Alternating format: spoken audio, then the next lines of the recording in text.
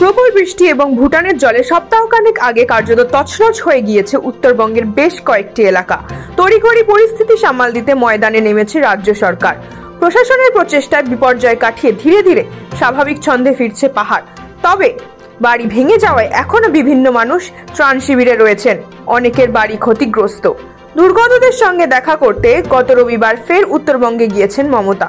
মঙ্গলবার সকালে মিরিকে যান তিনি, কথা বলেন দুর্গতদের সঙ্গে, সমস্যা জেনে দ্রুত তার সমাধানের আশ্বাসও দেন।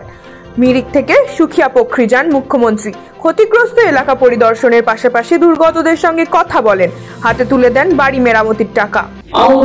लोकल लोगों को भी मदद मिलता है, पैसेंजर को भी मिला। जिसको घर चला गया उसको 1,20,000 करके देंगे।